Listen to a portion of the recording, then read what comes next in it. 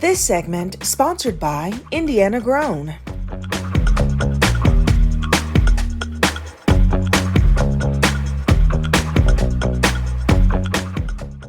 And joining me now is Jeremy Lutter, who is the owner here at Country Heritage. Hi, Jeremy. Hey, how you doing? How's it going? Good. Good. Well, I'm so excited to be here and to learn all about your business. So let's start from the top. Tell me how you got started doing this vineyard. Well, as a farmer, we started growing a lot of corns and beans, and I enjoyed growing stuff, and we decided to open a winery and started growing a vineyard. Yeah, and so that's interesting. So you have so much land here, so many acres, and I see that you have so many things that you are harvesting and that you have for your crops. And so tell me, what are we looking at? What all are you growing? So there's about 101 acres of grapes here.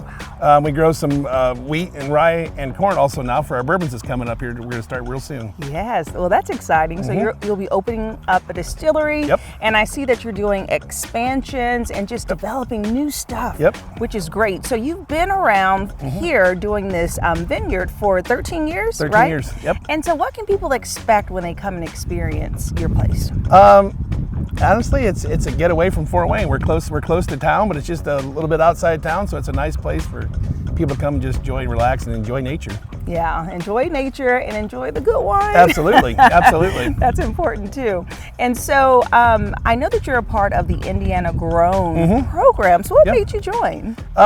It just seems like most of their stuff they talked about it resonated with us. I mean, there's a lot more than Indiana thinks about than just, farming in general. When you think of farming, you think of corn and beans, and there's a lot more to it. I mean, people grow, obviously we're growing grapes and fruits and vegetables and honeys and all kinds of stuff, and it made sense to align with them. They got a great program going on. Yeah, they really do. And so what do you think are some of the top benefits with being a part of the program?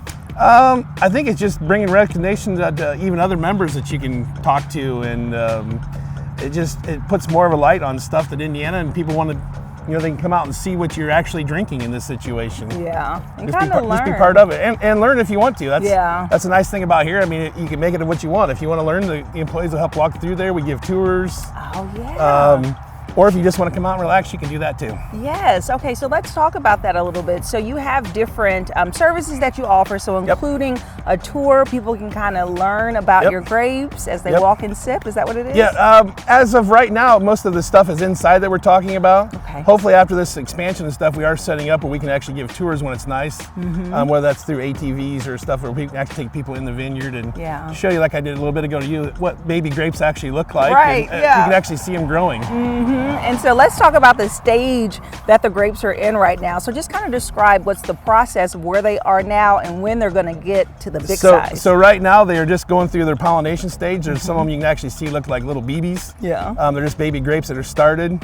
And this weather, especially as hot and as humid as right now, they'll grow 6 to 8 inches a day, the grapes will. Wow. So we will probably start picking grapes normally about the second week of August, clear up to the first frost, depending on what variety it is. So once you pick the grapes, I'm curious about that process. I know it's not like back in the day. Nope. You're stumping grapes with your feet. No, it's not. So we got a harvester, basically a grape harvester. Works kind of like a combine does. I mean, anybody can YouTube what a grape harvester is, but basically it straddles one row, goes down through there, and it kind of shakes them off the vine. It's got sorters on there and all kinds of stuff. So when we bring it into the winery, it's already been destemmed.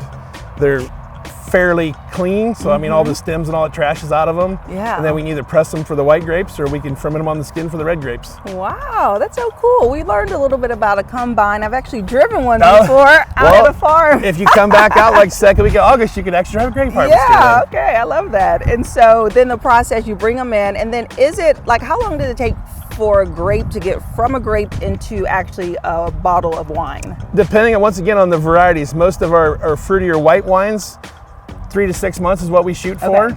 The red wines, most of those are either barrel aged or aged in something, either stainless steel or oak, but most of those are probably average more like 1.5 to 2 years. Okay. Bourbons are a lot longer than that, obviously, so we're just getting into that side of things too, but they will be aged more like a red wine is. Okay, that's exciting. And I know on the inside you have your shop that people can browse. You serve wine, of course, and then you have food. Yes. So you have a whole menu. So of course we're going to go inside, check out their menu items, and keep learning about Country Heritage. Absolutely. Let's do it. This segment sponsored by Indiana Grown.